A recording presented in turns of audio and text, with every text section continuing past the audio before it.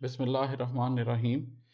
آج ایک غزل ہے، اس کے کچھ اشعار آپ کو سناتا ہوں، اس پہ ڈسکشن کرتے ہیں۔ یہ ہے کہ خود اپنے ہاتھ سے تحریر ہونا چاہتا تھا، خود اپنے ہاتھ سے تحریر ہونا چاہتا تھا، میں اپنی سوچ سے تسخیر ہونا چاہتا تھا۔ میرا جو ایک تجربہ یہ ہے کہ زندگی میں آپ بہت سی چیزوں سے سیکھتے ہیں۔ ایک آپ کے گھر کا ماحول ہوتا ہے، آپ ماں باپ سے سیکھتے ہیں، دوست احباب سے سیکھتے ہیں، محلے سے سیکھتے ہیں، رشتہ داروں سے سیکھتے ہیں۔ اس کے بعد ایک آؤٹر ورلڈ کا آپ کے اوپر انفلوئنس ہوتا ہے، آپ کون سا ٹی وی دیکھتے ہیں، کون سی خبریں پڑھتے ہیں، کون سی سپورٹس دیکھتے ہیں، تو معاشرہ آپ کے اوپر ایک اثر انداز ہونا چاہتا ہے۔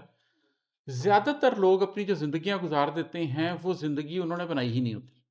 وہ زندگی انہوں نے تشکیل ہی نہیں کی ہوتی، معاشرے نے ہی تشکیل کی ہوتی ہے۔ انہوں نے کبھی بھی اپنے آپ کو شعوری طور پر بیٹھ کر خود تحریر نہیں کیا ہوتا، وہ حوادث کا شکار ہوتے ہیں۔ میں یہ سمجھتا ہوں کہ کچھ چیزیں تو ایسی ہیں جو ظاہر ہے آپ نہیں بدل سکتے، لائک جب میں پیدا ہوا تو میں اپنی مرضی سے جس جگہ پیدا ہونا تھا وہاں نہیں ہو گیا، مجھے پیدا کر دیا گیا۔ میں کس شہر میں، کس ملک میں، کس شخص کے گھر پیدا ہوتا ہوں، میں کس عہد میں پیدا ہوتا ہوں، یہ چیزیں میں چوز نہیں کر سکتا۔ زندگی میں بہت کچھ ایسا ہے جو مجھے اسی میں کھیلنا ہے، جو مجھے دیا گیا ہے، لیکن اس کے بعد بہت حد تک مجھے کنٹرول دیا بھی گیا ہے۔ حضرت علی رضی اللہ تعالیٰ عنہ سے کسی نے یہ سوال پوچھا کہ کتنا ہی ہے کسی شخص کے پاس اختیار کتنا ہے، تو انہوں نے اس سے کہا کہ اپنی ایک ٹانگ اٹھاؤ، تو اس نے ایک ٹانگ ہوا میں اٹھا لی، ایک ٹانگ پہ کھڑا ہو گیا۔ انہوں نے کہا اب دوسری بھی اٹھاؤ، اس نے کہا یہ تو میرے بس میں نہیں ہے، تو انہوں نے کہا بس اتنا اختیار ہے۔ کچھ اختیار ہے بھی، لیکن کچھ لمیٹیشنز بھی ہیں جن کے اندر ہے، اللہ نے کچھ قوانین بنائے ہیں، اس کے اندر رہنا ہے۔ زیادہ تر لوگ وہ جو اختیار حاصل ہے اس کا بھی استعمال نہیں کر پا رہے ہوتے ہیں۔ مجھے یہ لگا کہ نہیں، میں اگر زندگی میں ایک فکر کو اختیار کیا ہے، سوچا ہے، سمجھا ہے، تو کہیں نہ کہیں مجھے لائن کھینچ کے یہ فیصلہ کرنا ہے کہ اچھا، مجھے زندگی کے 8-10 رخ سمجھ آ گئے ہیں، میں نے مختلف چیزیں پڑھ لی ہیں، میں نے ویسٹ کے کچھ اسکالر کو بھی پڑھ لیا، میں نے ریلیجن کا بھی تھوڑا پڑھ لیا ہے،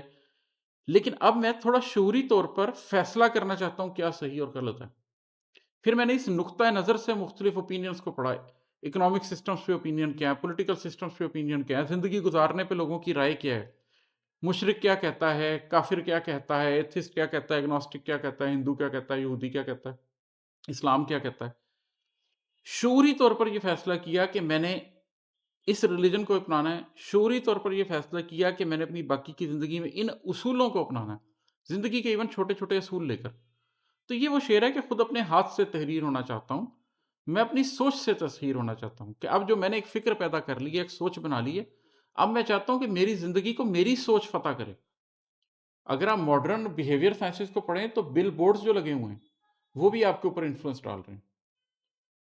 جو آپ ٹی وی دیکھتے ہیں، جو اشتہار دیکھتے ہیں، وہ بھی آپ کے اوپر انفلوئنس ڈالتے ہیں۔ مارکیٹنگ کمپنیاں کون سے کلر سے آپ کو انفلوئنس کر سکتی ہیں، کون سی رائے سے انفلوئنس کر سکتی ہیں۔ الیکشنز ہوتے ہیں تو الیکشن کمپینز پوری ڈیزائن اس طریقے سے کی جاتی ہیں کہ لوگوں کو انفلوئنس کیسے کیا جا سکتا ہے۔ اگر آپ سورۃ الکہف پڑھیں تو سورۃ الکہف تو سٹارٹ ہی اس بات سے ہوتی ہے کہ پہلی ہی آیت کے اندر اللہ تعالیٰ یہ فرماتے ہیں، مطلب ہمیں جو وہ کہہ رہے ہیں، وہ یہ کہہ رہے ہیں کہ ہم کہیں کہ پاک ہے وہ ذات، ٹھیک ہے، شکر ہے اس ذات کا جس نے ہم پر یہ کتاب نازل فرمائی ہے جس میں کوئی کجی نہیں رکھی۔ اس کا مطلب ہے آخر زمان میں، آخری زمانے میں کسی چیز میں کجی نہ ہونا ایک اتنی بڑی بات ہے کہ یہی ایک حیرت کی بات ہے۔ ایک زمانہ آئے گا جس میں ہر چیز میں کجی ہوگی، ہر چیز میں کرپشن ہوگی، ریلیشن شپس میں کرپشن ہوگی، پرسیپشنز میں کرپشن ہوگی، اوپینین میں کرپشن ہوگی، سوچ میں کرپشن ہوگی۔ ایسے میں کسی مصمم رائے تک پہنچنا اور پھر اس رائے کے تھرو اپنی زندگی کو تسخیر کرنا، یہ ضروری ہے۔ یہ میں اکثر لوگوں کو بتاتا ہوں کہ بھائی غلط فیصلہ کر لو، فیصلہ نہ کرنے سے بہتر ہے۔ کوشش کرو سمجھنے کی، اور دنیا کو سمجھنے کے بعد اپنی سوچ سے اس زندگی کو جینے کی بجائے اس کے کہ معاشرہ تمہیں جی ڈالے۔ ایک تو اور شعر سنا دیتا ہوں۔ وہ بننا چاہتا تھا تاج میرے سر کا، لیکن میرے پاؤں کی ہی زنجیر ہونا چاہتا تھا۔ یہ شعر میں اسی لیے سنا رہا ہوں پچھلے شعر کے حوالے سے کہ زندگی میں آپ کو کچھ ایسے لوگ بھی ملتے ہیں جو آپ کی زندگی میں بڑے اہم ہونا چاہتے ہیں، آپ کے سر کا تاج بن کر رہنا چاہتے ہیں اور آپ بھی ان کو رکھنا چاہتے ہیں اس طرح، لیکن وہ ساتھ ہی آپ کے پاؤں کی زنجیر بھی بن رہے ہوتے ہیں، وہ آپ کو زندگی کی مقصدیت کی طرف نہیں جانے دے رہے ہوتے ہیں۔ زندگی میں وہ رشتے جو آپ کو آپ کی حقیقی شخصیت تلاش کرنے کی اندر نہ صرف مدد نہ کرے بلکہ الٹا روکیں، آپ کو ان سے کسی نہ کسی حد تک کنارہ کشی اختیار کرنی پڑتی ہے۔ ظاہر ہے ماں باپ ہیں، آپ ان کے حقوق ادا کریں گے، بیوی بچے ہیں، آپ ان کے حقوق ادا کریں گے، بہن بھائی ہیں، آپ ان کے حقوق ادا کریں گے، لیکن ان کی پرسپشن، ان کی رائے کے اوپر آپ اپنی زندگی کی مقصدیت کو قربان نہیں کر دیں گے۔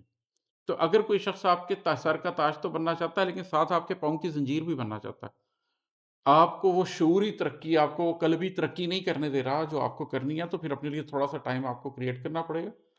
دنیا میں رہتے ہوئے بنواس لینا پڑے گا، جنگلوں میں نہیں جانا، دنیا کے اندر رہنا ہے، لیکن دنیا میں رہتے ہوئے اپنے قلب میں ہجرت کرنی پڑے گی، اور اپنے دل و دماغ کو اسی گھر میں، اسی ماحول میں رہتے ہوئے اس سے ڈیٹیچ کر کے اپنی مقصدیت کے اوپر کام کرتے رہنا پڑے گا، ٹھیک ہے؟ حتیٰ کہ اس میں ایک اور سٹیج آ جاتی ہے، اس کا بھی شعر سنا دیتا ہوں، میں اس کی دوستی کا پاس رکھتا ہر طرح سے، مگر وہ خود ہی بے توقیر ہونا چاہتا تھا۔ حتیٰ کہ کئی دفعہ یہ آ جاتی ہے کہ آپ رشتے کا پاس کرنے کے لیے ہر حد تک جانے کو تیار ہوتے ہیں، بشرطے کہ